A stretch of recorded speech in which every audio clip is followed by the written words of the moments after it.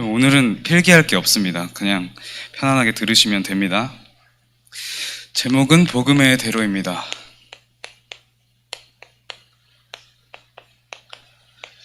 지난주에 선교사님이 중동은 성경의 무대가 되는 곳이다 그러셨어요. 그리고 지난주 청소년부 메시지 중에 세계의 역사, 시대의 흐름은 전도자 중심 그리고 구원의 역사 중심으로 흘러간다 그랬습니다. 그래서 오늘 이 성경의 무대가 되었던 중동의 역사 그리고 세계의 중심이 됐던 축들을 한번 소개를 해드리려고 합니다.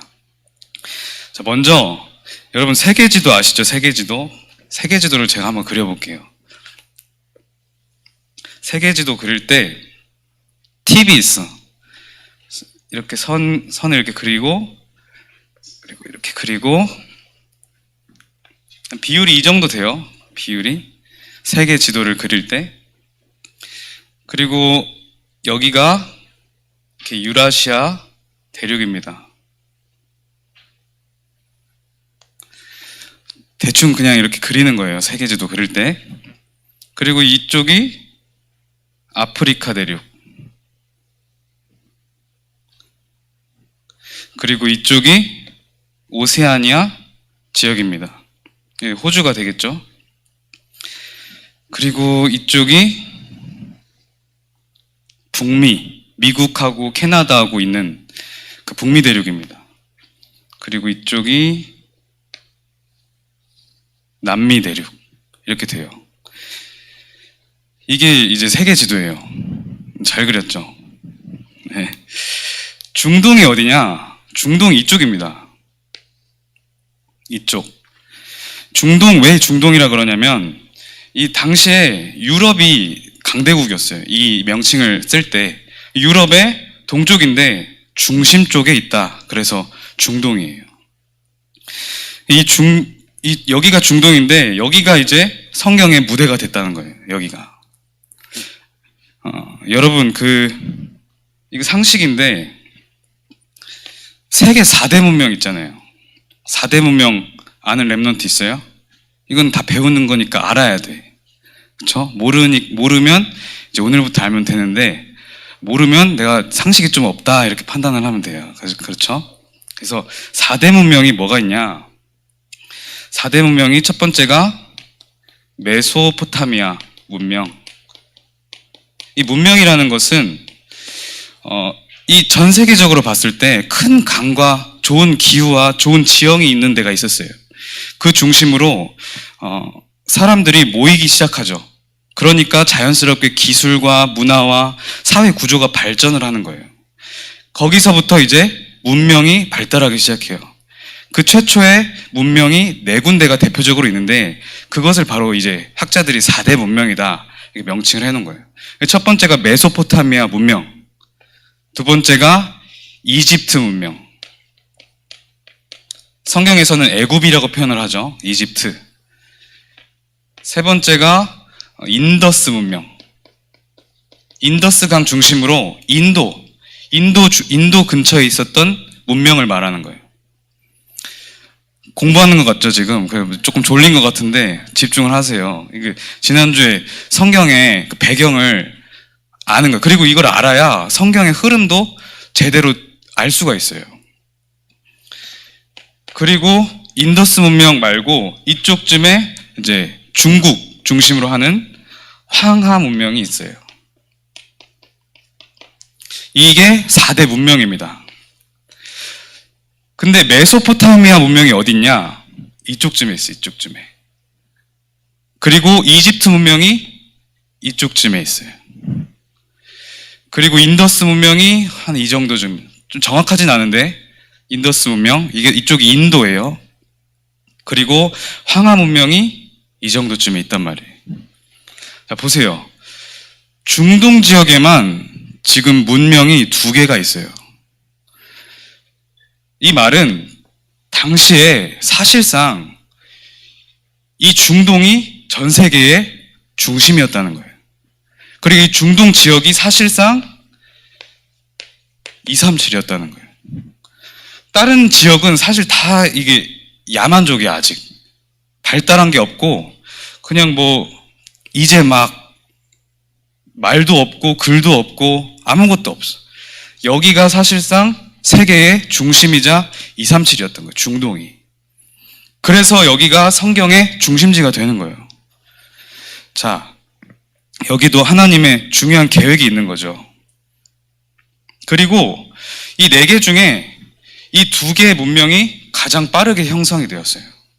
그 이후에 이 인더스와 황하가 발달하기 시작합니다. 성경의 무대가 되는 이곳이 이 네모칸인데 작게 보일지 몰라도 사실상 이게 237이라니까. 그래서 그건 뭐 작은 공간에서 이루어졌던 역사네, 이야기네 이렇게 볼 게 아니라 모든 것이었어요. 세계의 모든 것. 집약되어 있는 곳. 자, 그러면 이곳을 한번 이제 확대를 해보자는 거예요.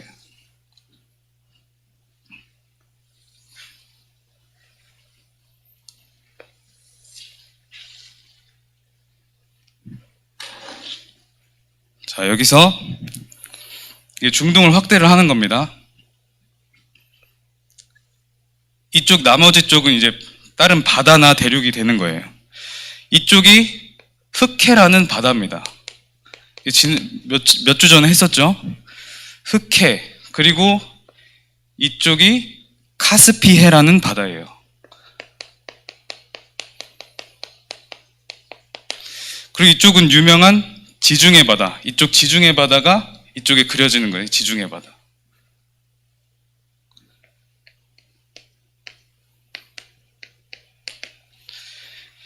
그리고 이쪽에 페르시아만이라고 페르시아가 있는 나라에 페르시아가 있는 곳의 바다입니다. 페르시아만. 페르시아는 성경에 바사라고 말을 해요. 바사국.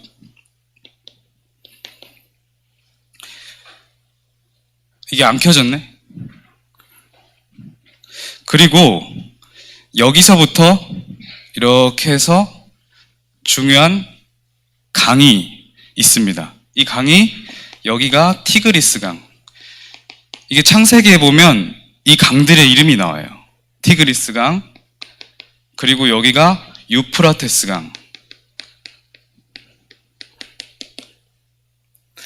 그리고 이쪽이 지난주에 우리 선교사님이 말한 요단강입니다.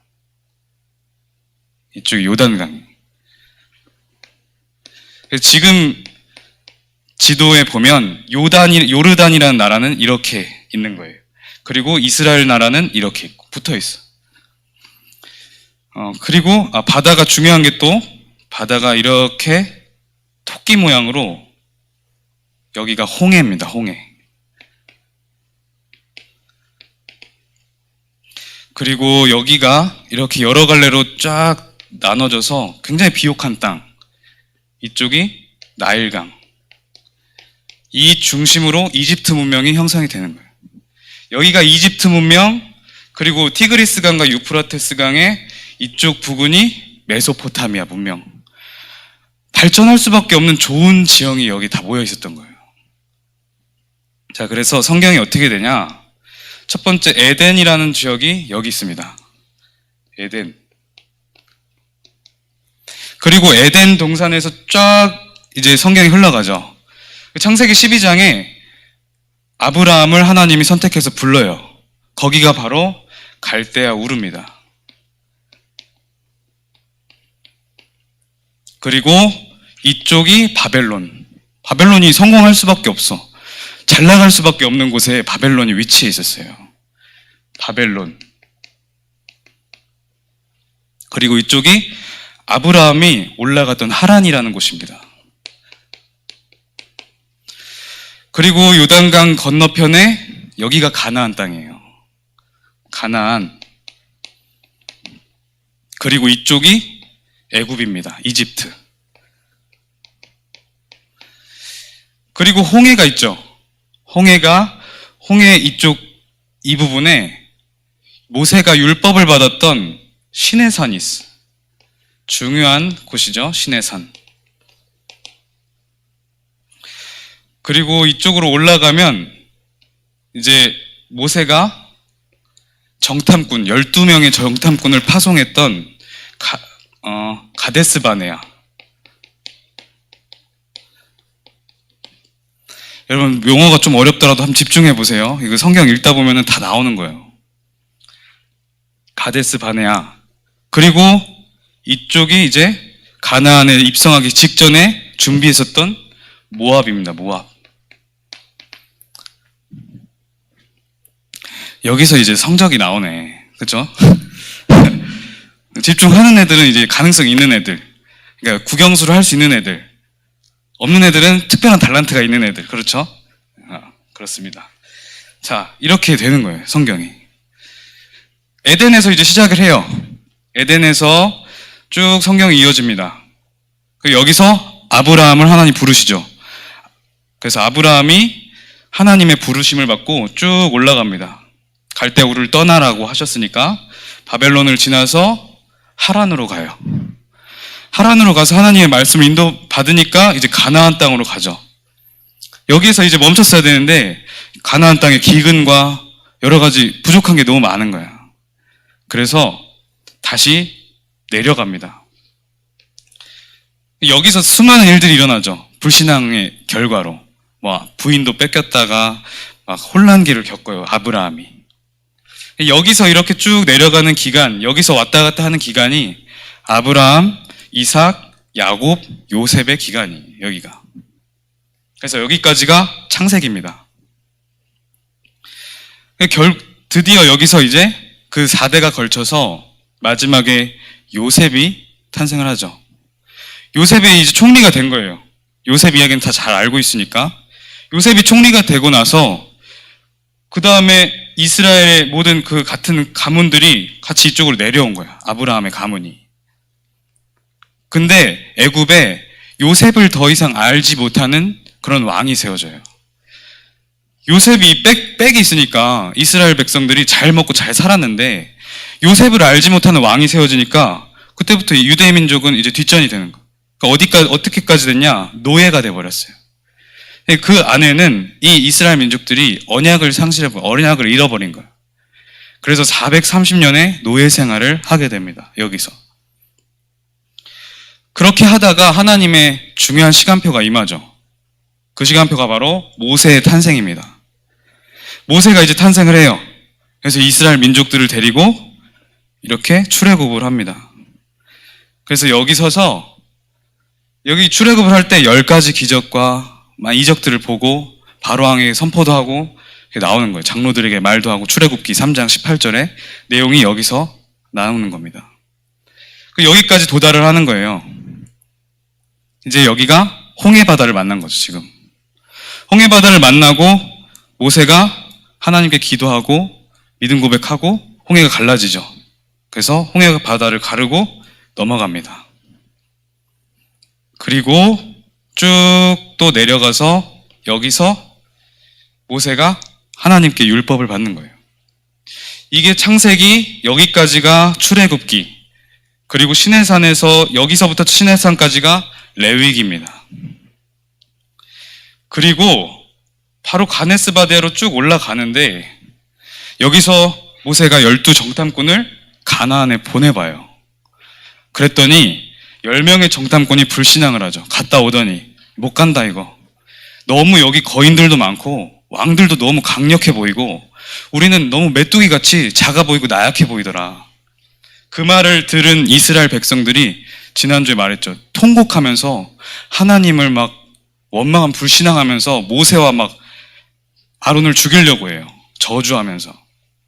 그래서 하나님이 여기까지 2년이 걸렸는데 곧 갈 수 있단 말이에요. 그 후대들, 그 각인 뿌리 체제를 다 바꾸고 다 새롭게 세팅하시려고 여기서 40년을 방황을 하게 됩니다. 모압 땅까지. 그래서 여기서 틀린 각인 뿌리 체질된 이스라엘 선대들이 다 이제 수장되는 거예요. 여기 누구만 남냐? 이때 있었던 사람 중에 여호수아와 갈렙, 그리고 새로운 렘넌트들 남은 거예요. 그리고 그 사람들이 결국에는 또 이렇게 가다가 요단강을 만나죠. 요단강을 하나님이 요단강에 발을 집어넣으면 요단 가르겠다. 그 말씀을 듣고 요단강을 갈라서 간 다음에 여리고를 무찌르고 가나안 땅에 입성하는 겁니다. 이게 구약의 스토리예요. 출애굽기까지. 그리고 그 다음부터는 이제 성경이 쫙 또 쓰여지는 거예요. 여기서 이제 가나안 땅에 갔는데 특별한 영적 지도자가 새롭게 나타나질 않아. 그리고 계속 방황해. 그리고 자기 소견대로 모든 걸 행해. 하나님 말씀 없어. 그게 바로 사사기입니다. 여기서 또 방황해요. 사사기. 그러다가 하나님이 원하시는 인물이 또 태어나죠. 그게 사무엘입니다. 사무엘이 태어나고 사무엘을 통해서 또 다윗에게 언약이 전달되는 사무엘상, 사무엘하가 여기서 일어나는 거예요. 그리고 열왕기상, 열왕기하 이게 이쪽 지역으로 지역적 배경을 띠면서 여기까지 가요. 여기가 아수르입니다. 오늘 나왔던 아수르. 그리고 여기서 갈라져서 역대상, 역대하, 바벨론까지. 그리고 이 바벨론에서 쭉 올라오는 게 느헤미야서, 에스라서. 사사기 전에 여기 룻기가 또 있고요. 그 이쪽에 이제 여기가 페르시아만이죠. 좀 복잡해지지 이제. 페르시아. 바사국이 여기 있었단 말이에요. 여기서 에스더서가 쓰여지는 거예요. 이 흐름이에요. 이게 흐름. 이걸 좀 알아야 이게 성경 구약이 보여요. 그렇죠? 자, 그러면 이 중에 이렇게 있는데 이사야서 오늘 읽었는데 이사야서가 없단 말이에요. 지금 이거는 이 성경들은 지역적 배경, 역사적인 시기 이런 것들을 통해서 지도에 나타낼 수 있는 성경들을 말하는 거예요. 이사야서 같은 경우는 남유다에 있는 이사야라는 선지자가 이 모든 것을 보면서 예언을 하는 예언서예요. 그래서 이사야서는 신학자들이 말하기를 성경 66권의 요약본이다 이렇게 말해요. 그래서 신기하게 이사야서는 66장으로 되어 있어요. 성경이 66권이거든요. 그리고 구약이 39장인 것처럼 39권으로 되어 있는 것처럼 이사야서의 메시아에 대한 예언은 39장까지 되어 있어요. 그리고 나머지 메시아 이후에 우리가 받을 영광에 대한 설명이 그 이후에 나온다. 그게 똑같이 신약 성경과 같은 장과 같은 수로 나와 있어요. 이사야서 같은 경우는 전 세계적인, 전 시대적인 어떤 예언서다. 그래서 이사야서는 그런 특징이 있습니다. 그런데 이사야서의 시기를 굳이 따져보면 어느 때냐? 이때예요. 열왕기상, 열왕기하 이때쯤이에요. 열왕기상, 열왕기하가 어떤 시대였냐면 이제 사무엘이 다윗을 세우고 다윗이 우리 이스라엘 민족들을 강성하게 만들었어요. 그 다음에 다윗 왕이 죽고 솔로몬 왕이 즉위를 하죠. 근데 솔로몬 왕이 실수한 게 있었어요. 이방 여자들, 이방 나라의 여인들과 결혼 정책을 막 쓴 거예요. 그랬더니 뭐 결혼한 것까지는 괜찮은데 그 여인들이 자꾸만 이방 우상들을 들여오는 거예요. 근데 솔로몬이 이거를 허용을 해줬어요. 그래서 이스라엘 나라에 이방의 우상들이 가득해졌어. 근데 솔로몬은 저주받고 재앙받지를 않았어요. 하나님이 솔로몬은 용서를 해줬어. 왜 그랬냐? 부모 다윗의 믿음 때문에. 여기 또 성경에 중요한 비밀이 있는 거예요. 솔로몬이 죽자마자 이스라엘은 분열됩니다. 어떻게? 북이스라엘과 남유다로. 지금 우리나라와 상황이 비슷한 거예요. 북이스라엘과 남유다로 갈라집니다. 그래서 이 열왕기상 열왕기하 시기에 북이스라엘이 아수르에게 침략을 당해요. 그리고 완전히 포로 만들고 노예로 만들고 속국으로 만들어요. 그리고 또 어떤 정책을 쓰냐? 북이스라엘의 모든 남자들을 다른 데로 팔아버려. 그리고 다른 이방의 사람들을 그 북이스라엘 땅에 보내버려요. 그러니까 통혼이 일어나는 거야. 다른 이방인들과 같이 결혼을 하고 혼혈 민족이 생기는 거예요. 남유다는 이제 유대인들이 얼마나 그 민족 사상이 강했냐, 자기들이 우월감에 빠져 있었냐, 북이스라엘의 그 혼혈 민족들을 경멸하기 시작해. 남유다 사람들이 막 경멸을 하는 거예요. 그래서 그 민족을 이제 사마리아인들이라고 했었죠. 그때 당시에 남유다에서 북이스라엘과 이 시대를 보면서 썼던 게 이사야서예요. 자, 이때부터 이때 시기를 뭐라고 하냐? 구약과 신약의 중간쯤에 있다 해서 중간 시기, 중간기라고 해요. 이 중간기에는 어떻게 되냐? 이 아수르가 그냥 여기에 있는 나라가 아니라 이 중동의 모든 지역을 장악하는 패권 국가가 돼. 그래서 아수르에게 모든 곳이 포로되고 노예되고 속국돼. 그리고 막 흩어지고. 패권국들이 등장하는 시기가 이 중간기예요. 아수르라는 나라는 여러분 이제 역사 시간에 배우면 아시리아라고 할 거야. 아시리아 나오면 아수르구나 이렇게 하면 돼. 아수르 이후에 아수르가 이제 멸망을 하는데 아수르 이후에 나오는 나라가 이제 바벨론이 강성하게 돼요. 이 바벨론이 이제 아수르를 멸망시키고 다시 이 지역을 장악합니다. 아수르가 전체를 장악하다가 이제는 바벨론이 전체를 장악하는 거예요. 이때 이제 남유다에서 포로로 이제 북이스라엘이 이미 망했는데 그 바벨론이 이때 장악을 하면서 나머지 남유다도 포로되고 속국되고 노예됩니다.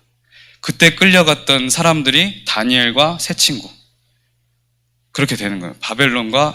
다니엘과 세 친구가 그때 포로로 끌려가요. 그 다음에 바벨론이 멸망하고 나서 그 다음 패권을 잡은 나라가 있어요. 그게 바로 이제 페르시아입니다. 이게 이 나라들이 번갈아 가면서 해먹는 거예요. 바벨론, 아수르, 페르시아가. 페르시아가 패권을 잡았을 때 이때 왕이 처음에는 고레스 왕인데 고레스 왕이 유대 민족들을 고레스 왕의 마음을 하나님이 움직이셨다 그래. 그래서 유대 민족들을 포로 되지 말고 가서 니네 성전 지어라. 짓고 싶은 거 지어라. 해방시켜줘요. 그리고 그 이후에 또 쭉 이어지다가 왕 중에 아하수에르 왕이 나와요. 그 왕이 이제 에스더의 남편이에요. 에스더 왕비의 남편. 그때 불임절이 있고 막 이런 여러 가지 사건들이 있죠. 그 다음에 여러분들이 이제 좀 제일 잘 아는 알렉산더 대왕이 나오는 거예요. 헬라 제국, 그리스 제국이라고도 해요. 그리스 제국이 이제 패권을 다 장악합니다. 알렉산더 대왕이 20살에 20살에 왕의 즉위를 해서 한 10년 동안 통치를 하는데 여기를 넘어서 다 장악해. 근데 지역만 장악한 게 중요한 게 아니라 헬라 문화로 전 세계를 장악을 해요. 이쪽만 장악한 게 그게 역사적인 의의가 아니라 헬라 제국은 전 세계적인 문화를 장악하는 그런 나라가 됩니다. 알렉산더 대왕이 근데 20살에 즉위를 해서 33살에 이 바벨론에 정복을 갔다가 말라리아에 걸려서 죽습니다. 되게 짧게 살아요. 한 13년 즉위하는 통치 기간인데도 지금 대왕이라고 불러요.